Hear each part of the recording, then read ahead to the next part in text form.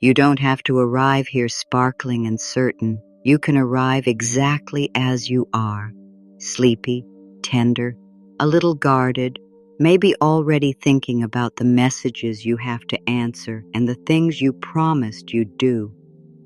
If your mind is loud this morning, that doesn't mean you're doing life wrong. It usually means you've been carrying a lot and your attention learned to stay on duty. So let's begin in a way that respects you. Dear universe, I'm ready. Not ready like a performer, not ready like someone who has it all figured out, ready like a door that can finally open a little wider, ready like hands that don't have to stay clenched all day, ready like a heart that's willing to be surprised by something kind. If it feels okay, let your focus rest on one simple truth. You are here. You are in this moment. You are not required to solve your entire life in the next few minutes. You are allowed to start where you are without shame. Sometimes the morning carries an echo from yesterday, unfinished conversations, a tight budget of energy, a question that didn't get answered, a plan that didn't work, and the mind tries to protect you by racing ahead, scanning for what could go wrong, rehearsing what you'll say, bargaining with the day before it even begins. My dear, your mind is not your enemy. It's just trying to keep you safe with the tools it learned. So today we're not going to fight your mind. We're going to lead it gently. We're going to give it something softer to hold than fear. Let this be your first small miracle, a gentler beginning. Here's a quiet way to arrive in yourself. Notice one point of contact, your feet, your back, your hands. Let your attention settle there as if it's a warm blanket you're placing over your own shoulders. Nothing dramatic, just a small returning. You don't have to be perfectly calm to be pleased. You just have to be willing to come back. And now, speak to your inner world the way you would speak to a beloved child who woke up worried, not with lectures, with reassurance. I am safe to begin slowly. That sentence isn't magic. It's a permission slip. It's you choosing to be your own steady place. When you say, "Dear universe, I'm ready," you are not making a demand for the world to rearrange itself. You're choosing an inner posture that makes room for life to meet you. You're stepping out of the boxing ring with your day and into a conversation with it. You're saying, "I will do my part, and I am open to support in the ways it actually arrives." Because support rarely shows up with fireworks, more often it shows up as a calmer thought when you expected a spiral, a pause before you react, a helpful message, a clear no that saves you, a small kindness you almost missed because you were bracing for impact. Those moments matter. They are how trust returns. Let's name something with compassion. The reason you may feel tense or controlling or impatient is not because you're broken. It's because you learned that being prepared was how you stayed safe. You learned to anticipate the next problem before it had a chance to hurt you. You learned to keep a hand on the steering wheel even when you were tired. Sweet one, that strategy may have protected you in the past, and it also might be exhausting you now. So today we're not shaming that part of you. We're thanking it, and then we're offering it a new job. You can tell your inner protector softly, "Thank you for trying so hard. You can rest a little. I'm here with you. I am on my side." Let that be the foundation under everything else, not as a performance, as a decision you renew whenever you remember. Now, the first movement of today's ritual, readiness without pressure. There is a kind of readiness that feels like a whip. It says, get it together, be better, hurry. That kind of readiness is just another form of fear. It keeps you tense, and it makes receiving feel like something you have to earn. And there is a readiness that feels like breath. It says, I'm willing, I'm open, I'm not rushing myself into a shape that isn't real. Here is today's truth line. I can be ready without rushing. You can repeat it quietly. You can let it soften the places in you that believe everything has to be solved immediately. You can let it interrupt the old urgency that confuses speed with safety. If your mind argues, that's okay. Minds argue when they've been burned. So instead of forcing belief, offer your mind a bridge it can walk across. I'm learning to be ready without rushing. Notice how that doesn't demand perfection. It invites practice. And because your day will ask things of you, let's clarify what you will and won't hold. You will hold your next honest action. You will hold your tone with yourself. You will hold your willingness to try again when you wobble. You will not hold the weather of other people's moods. You will not hold the entire timeline of your life in one clenched fist. You will not hold the impossible standard that you must get everything right to be worthy of ease. Here are 3 anchors you can return to, especially when your thoughts start piling up. What's mine? My choices, my care, my pace. What's not mine? Other people's approval, perfect timing, the need to control every outcome. What helps? One true step, one kind word, one breath of patience. If that lands, let your shoulders soften a fraction. Not because someone told you to relax, but because you're allowed to unclench when you tell the truth. A gentle question to keep close. What would change if you believed you don't have to earn ease? You don't have to answer perfectly. Just let the question create a little space in the middle of the rush. Now the second movement. Open hands. Open hands are not helpless hands. Open hands are steady hands. When your hands are open, you can receive and you can also respond. You can pick up what matters and let go of what cuts you. Here is the truth line. Open hands receive more than clenched fists. It's not about passivity. It's about allowing. It's about letting life meet you halfway instead of forcing it to obey you. It's about guiding what you can without punishing yourself for what you cannot control. Try this inner swap in real time. When you catch yourself gripping, replace "I have to make this happen" with "I will guide what I can." Guide what you can. Release what you can't. I guide what I can, and I release what I can't. That isn't giving up. That is maturity. That is peace with backbone. Let me offer you a metaphor that feels simple and fresh. Think of your day as a room.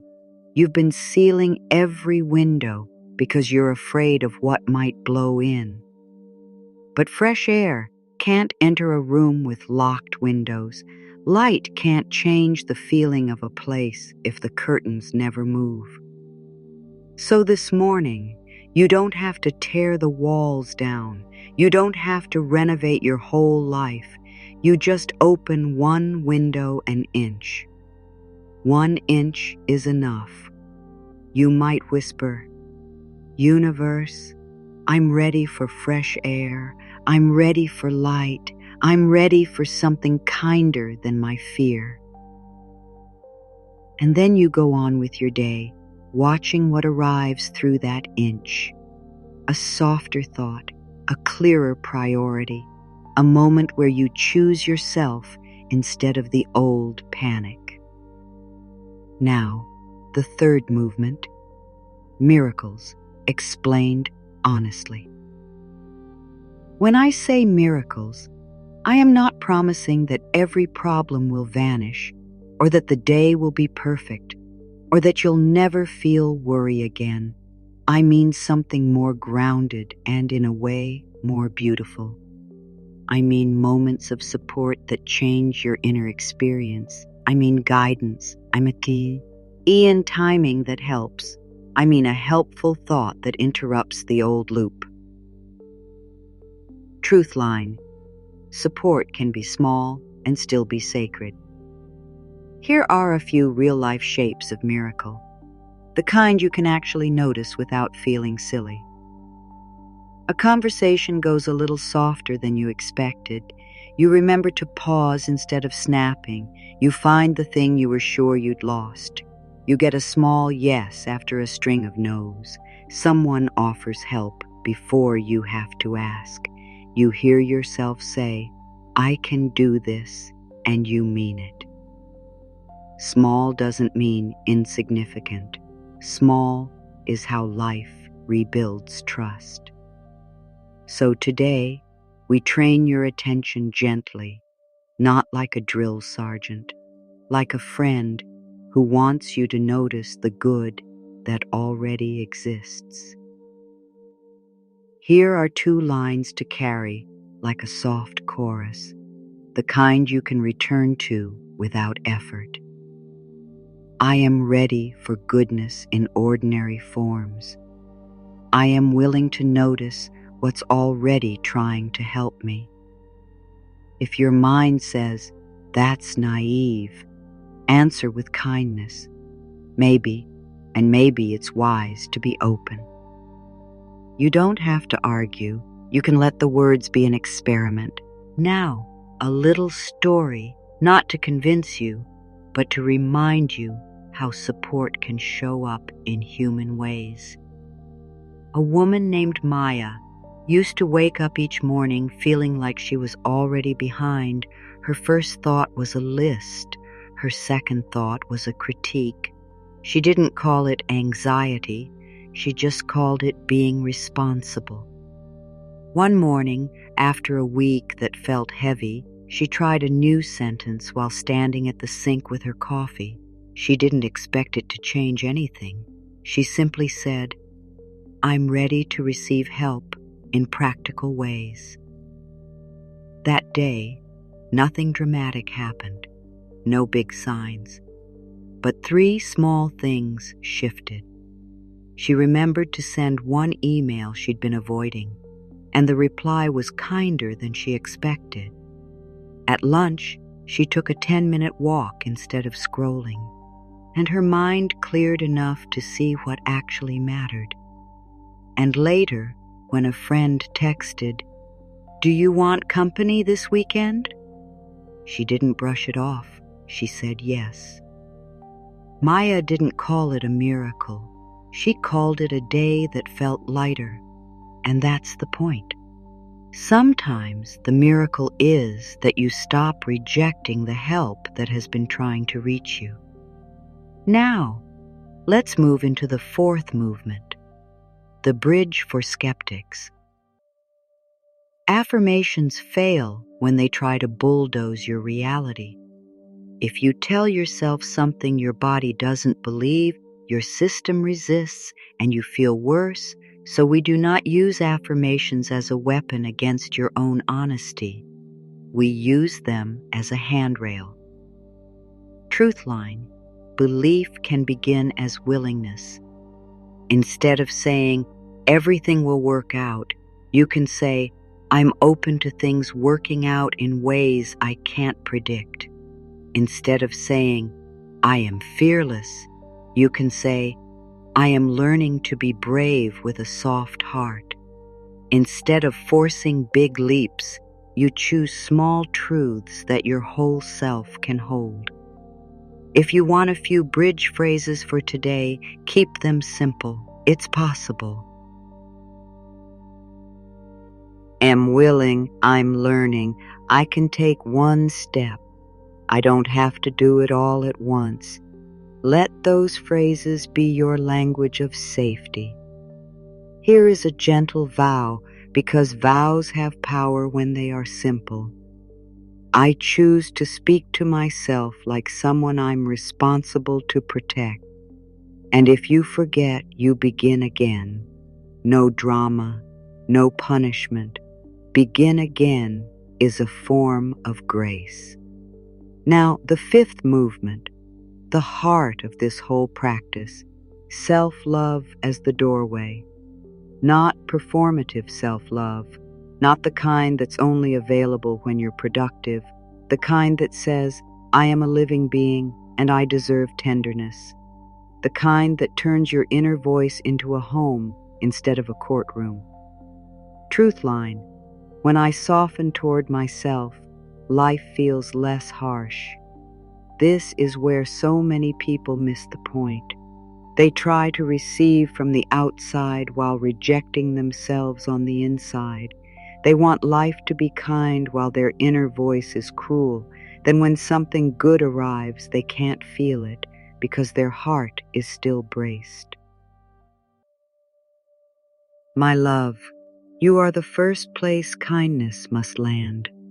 So let it land now. Say this quietly and let it be enough. I belong in my own life. You don't have to earn belonging by being perfect. You belong because you are you. Now a micro recap so your mind can rest and your attention can stay with you.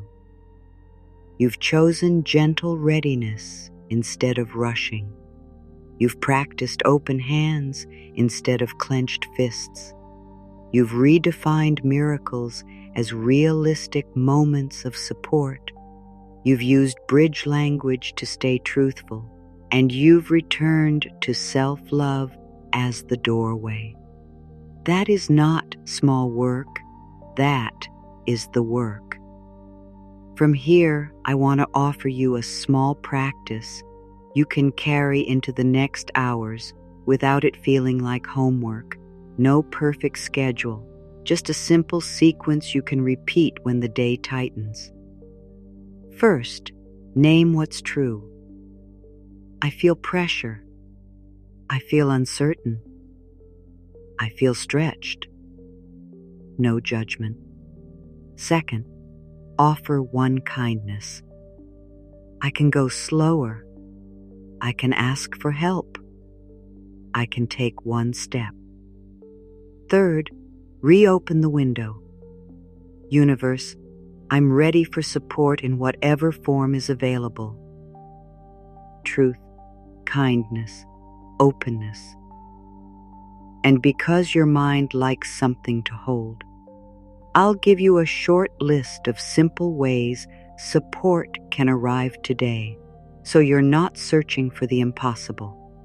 A clearer priority, a calmer response, a helpful person, a better idea, a small pocket of time, a gentle boundary, a moment of relief. None of those require magic. They require noticing. Now let's talk about receiving, because receiving can feel complicated. Some people grew up believing they had to earn everything. Some people learned that accepting help meant owing something back. Some people became so independent that receiving feels like danger. So hear this clearly. Receiving does not make you weak. Receiving does not make you lazy.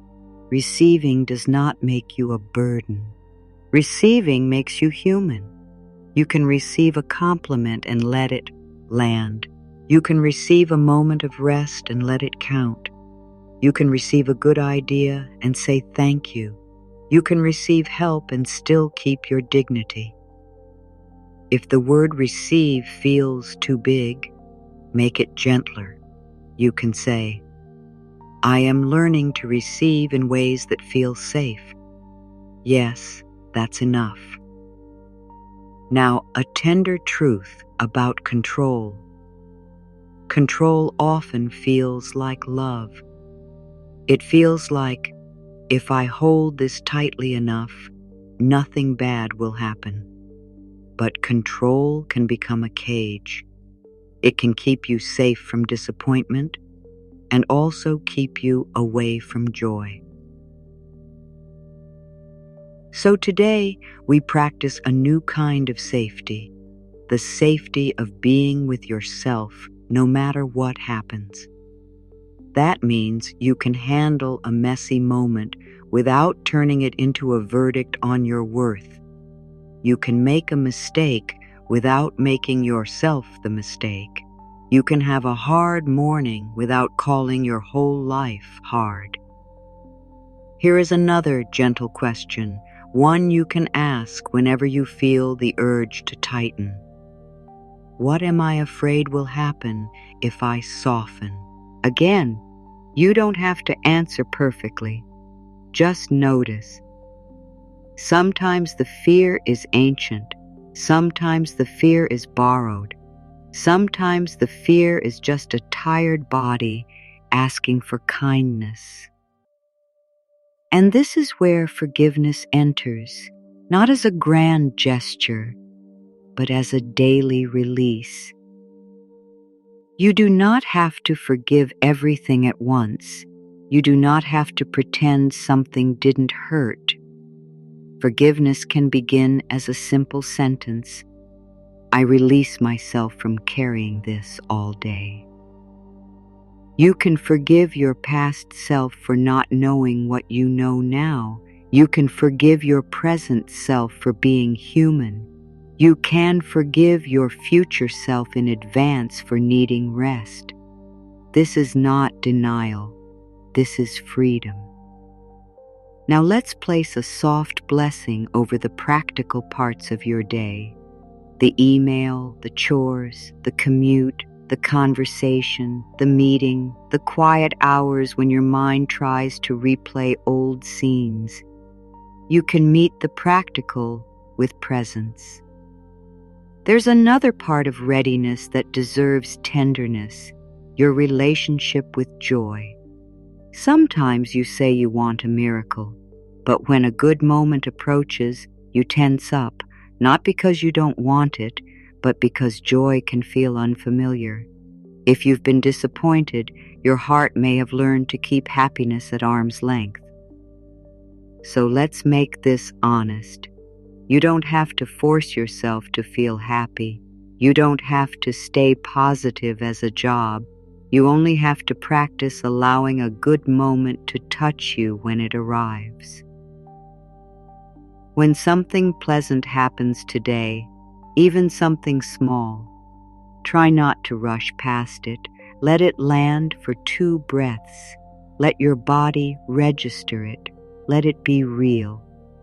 This is one way you teach your inner world. It is safe for me to receive. And if you want a gentle way to invite that safety, use gratitude like a candle, not like a performance.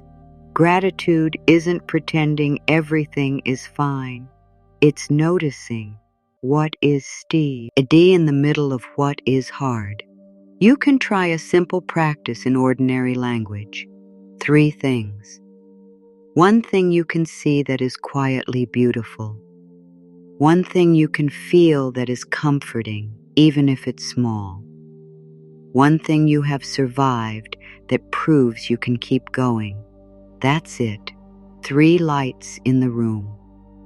Gratitude doesn't erase your pain, it just gives your attention more options than fear.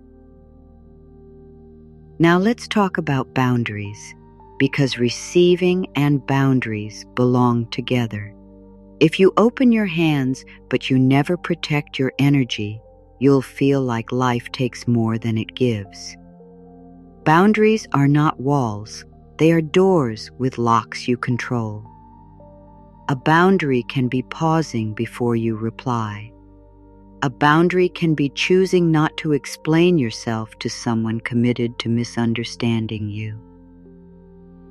A boundary can be leaving space in your day so you can breathe. A boundary can be saying, "I can't do that today," without turning it into a confession.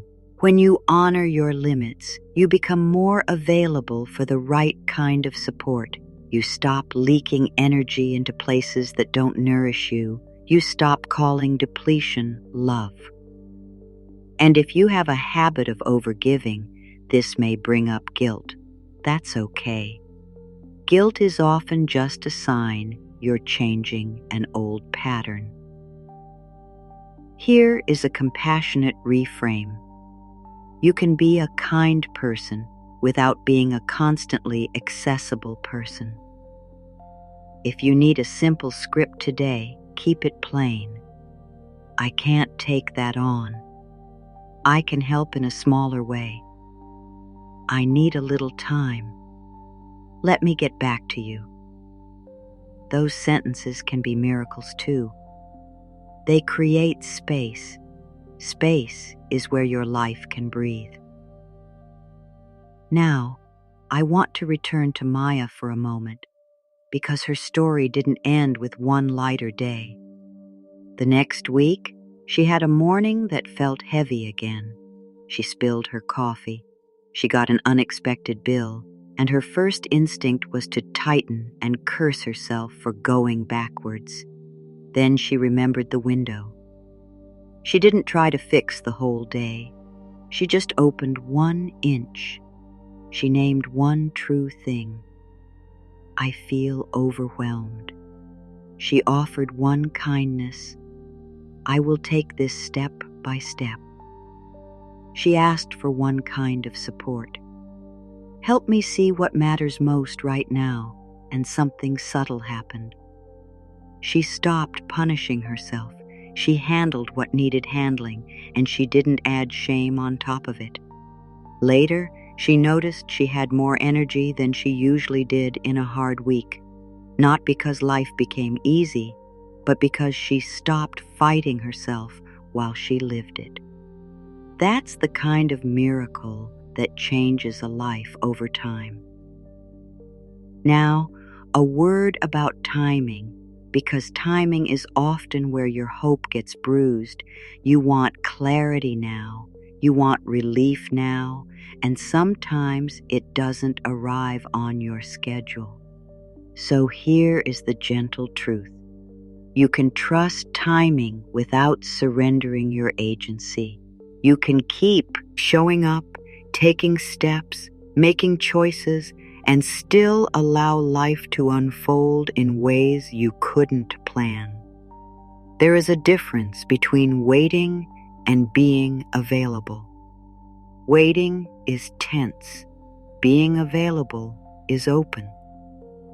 Being available says, I will do what I can today, and I am open to help arriving in the right moment. Now, let's talk to the part of you that's afraid you'll be disappointed again. That part deserves respect. Disappointment can make the heart cautious. It can make you say, I won't hope, because hope hurts. But hope doesn't have to be a cliff you fall from. Hope can be a small cup you carry. Hope can be a whispered sentence. Maybe there is more goodness ahead than I can see right now. That's not a guarantee. That's a kindness. Now, one more pattern break. a tiny promise you can make to yourself for today. I will not abandon myself in the middle of my feelings. If you feel sadness, you will not shame it. If you feel anger, you will not fear it. If you feel uncertainty, you will not turn it into a story of doom. You will stay with yourself. You will be your own steady witness. And because your day will have moments where you forget, let's make returning easy. Choose a return phrase, one sentence you can say under your breath anytime. Try this. Back to open hands. Back to open hands when you start gripping. Back to open hands when you start predicting. Back to open hands when you start replaying. It's simple. It works because it gives your mind a direction. Now let's come back to the heart of the title. Dear Universe, I'm ready. Ready for what? Ready to notice. Ready to receive. Ready to respond with self-respect. Ready to let goodness be ordinary. Ready to let your life be guided by love, not fear. You don't have to be perfectly spiritual to live this. You just have to be human and willing. And if you want, you can close your morning with a quiet offering, like placing a small note on the table for life to read. Use me for kindness today. Lead me toward what is true. Help me release what is heavy. Let me recognize help when it arrives. Then you take the next step. You answer the first message. You make your plan. You move through your day with a little more room inside you. That room is where miracles live. Before we close, I want to give you a small, calm way to speak to the universe that doesn't feel like begging and doesn't feel like pretending. It sounds like this. Show me what matters today. Help me see the next step. Help me choose peace where I can. Help me release what isn't mine. You can say it once. You can say it in your head. You can say it while washing your hands. The words are not a spell. They are a direction for your attention and your heart. Now let's seal this with a few final affirmations, only the ones that feel like home, not the ones that feel like pressure. I am on my side today. I can be ready without rushing. I guide what I can, and I release what I can't. I belong in my own life. Let those be enough. 4 simple pillars. And now, as you move into your day, you don't have to hold this whole message in your mind. You only need one sentence at a time. When you forget, you can return. When you worry, you can soften. When you rush, you can slow. When you grip, you can open. You are not behind. You are not broken. You are becoming more honest with yourself. And that honesty creates space. If today feels ordinary, let that be okay. Ordinary days are where your spirit learns consistency. Let your kindness be quiet. Let your choices be simple. Let your pace be yours. And if one good thing happens, let yourself say, yes, thank you, and mean it for a moment. May you meet at least one moment today that feels like relief. May you notice one small opening that feels like hope. May you remember, even briefly, that you are supported in ways you may not yet see. You don't need a dramatic sign to call your day meaningful. You only need a truer relationship with yourself inside it. Dear universe, I'm ready. And dear you, I'm proud of the gentleness you're choosing.